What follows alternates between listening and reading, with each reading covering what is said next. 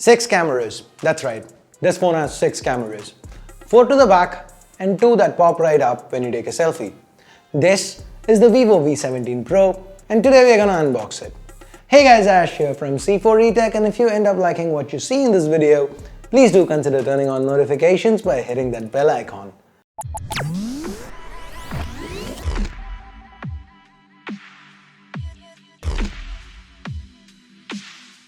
The Vivo V17 Pro comes in this cool looking box.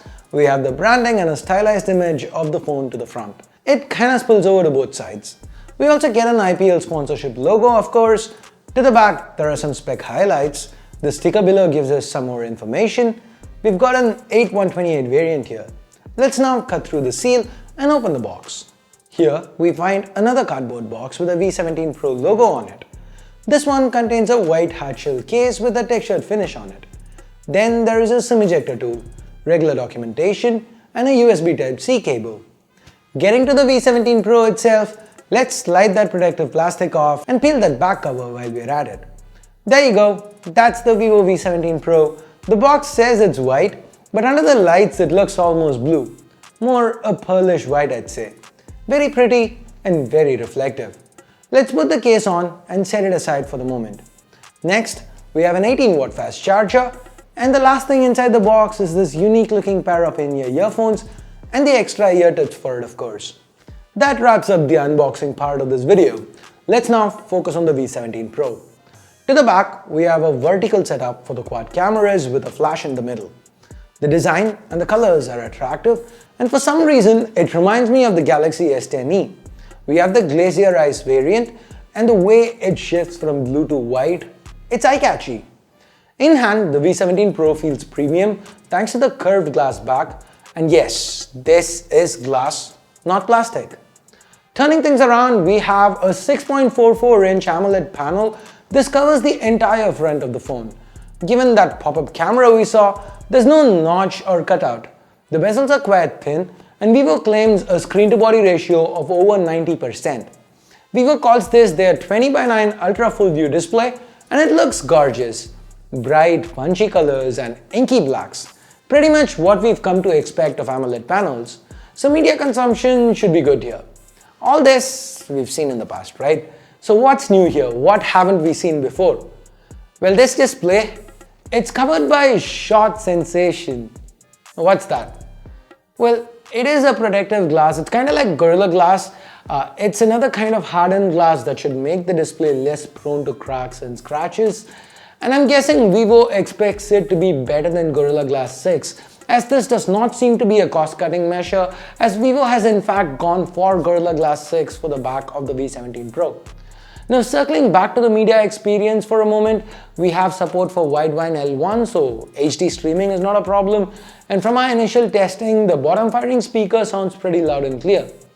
Talking about which, let's take a look around the phone. Here we also have the USB Type-C port, primary mic and a tray. This tray has support for dual SIM cards, no micro SD sadly. To the right, we have the power and volume keys. Up top, you find the headphone jack, those pop-up selfie cameras, along with a secondary noise cancelling mic. To the left, the Jovi Smart button returns.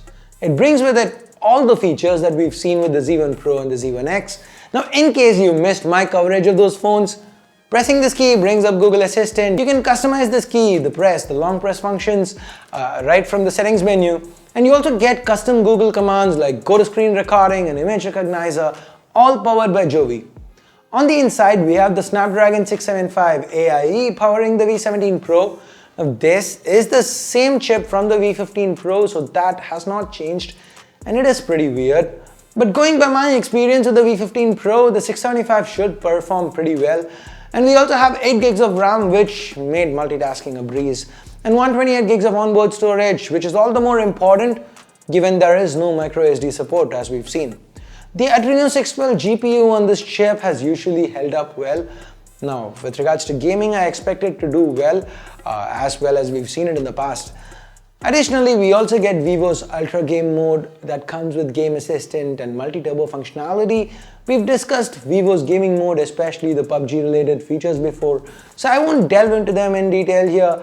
One interesting feature is the voice changer. You can use it to change your in-game voice and it's kind of fun. Now rounding out the software, we have FunTouchOS 9.1 running on top of Android 9 Pie. Overall, the interface felt fast and snappy. And as I've mentioned every time I've talked about FunTouchOS, it's pretty different from stock Android. There's no app drawer, for example. There are things like Shortcut Center. Once you get used to it, it's not bad. In fact, it's pretty well optimized, and I expect, for example, battery life to be pretty good. Oh yeah, battery, there is a 4100 mAh battery here, and Vivo's 18-watt dual engine fast charger also makes a return. This helps with quick top-ups if and when needed. Now a quick look at the sundries before we move on to optics. We have an in-display fingerprint scanner that works quite well. And yes, since this is an AMOLED screen, Vivo has also thrown in a system-wide dark mode. There's support for face unlock, but it only works after the fingerprint scanner fails to recognize your finger, or rather fingerprint 3 times in a row. Given how fast it is, I think the only reason why Vivo's made it this way is to reduce the strain on moving parts. Oh, and the sound the selfie camera makes when it pops out, that is customizable as well. Finally, let's talk cameras. The primary sensor here is a 48 megapixel Sony IMX582 that's paired with an f1.8 lens. We have AI scene detection on board. The sample shots look sharp, great detail. Even though it was quite cloudy and overcast, the dynamic range was great. There's a lot of detail brought out of the shadows. Take a look at the lower branches of this tree here. Vivo has also included an AI-powered super night mode, and it does pretty well even under pitch dark conditions. There's an 8 megapixel ultrawide snapper on board. The wider perspective means that you get a lot more into a single frame. Just look at the flowers in this picture and you get a sense of what I mean. Vivo has also repurposed this wide-angle camera to function as a super macro option of sorts, and this one's pretty special. The raindrops on this flower, it makes me feel this is kind of the best super macro implementation I've come across. It kind of gets us pretty close up to the subject. Moving on to the 13 megapixel telephoto, this brings with it 2x optical zoom. The pictures seem to turn out decent. The colors come across as punchy. The last sensor here is for depth detection, and to take full advantage of this 2 megapixel sensor, Vivo has thrown in a ton of filters as well as portrait lighting options. We tried some of them out. Do tell us what you think about them in the comments. Now, with selfies, given the dual camera setup here, Vivo's gone with something different. The primary is a 32 megapixel f2.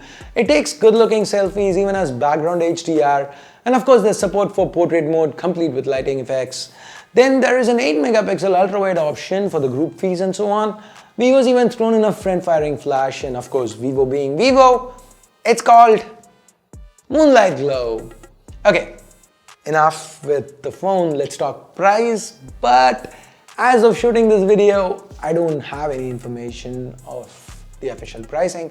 But once I get to know what, I will let you guys know via Twitter, the description, and also a pinned comment. So check that space. And in the meantime, you tell me what you think is a fair price for this. What's an apt price?